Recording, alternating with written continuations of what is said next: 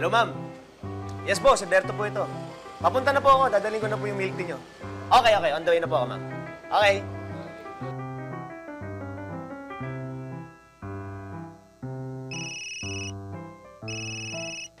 Yes, ma'am.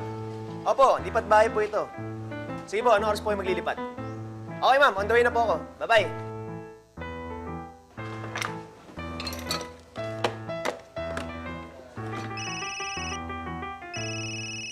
Hello, ma'am.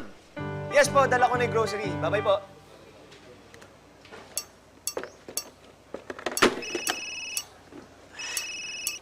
Hello? Pwede ka ba tonight? Pwede naman po. Ano pong kailangan nyo? Ikaw, pwede ka bang orderin? Hindi po ako in-order eh. Sige po. Bye-bye.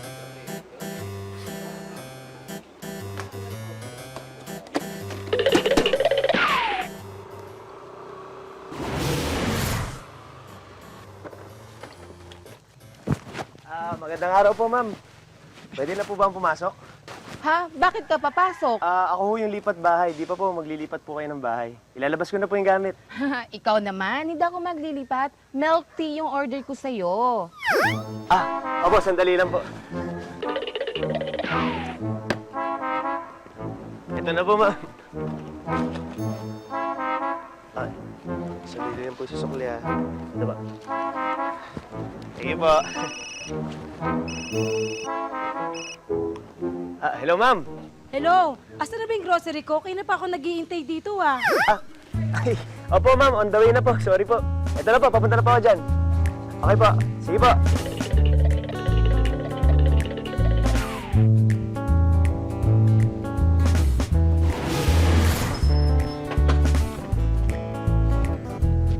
Ma'am.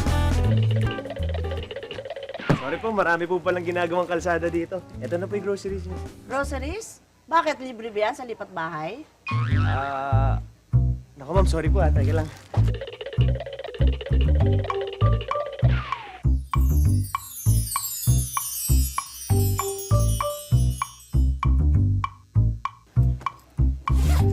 Ma'am, ako po yung lipat bahay.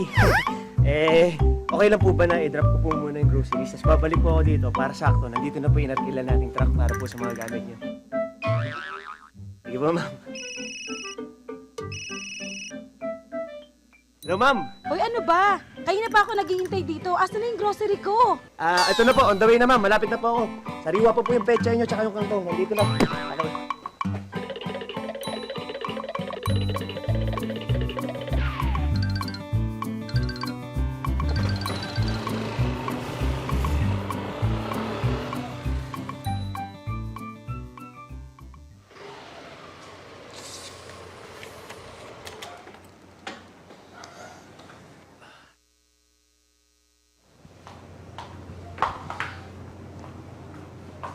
Oh, Maylin.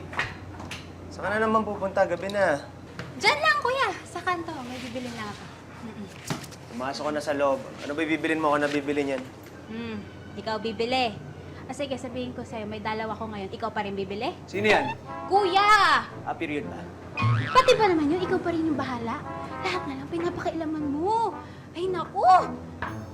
Inis ka na. May wings ba? Lahat kaya niyang maayos at makumpuni dirugi. Pero sa relasyon nilang magkapatid, nahihirapan siyang hanapin ang tamang paraan para maayos ito.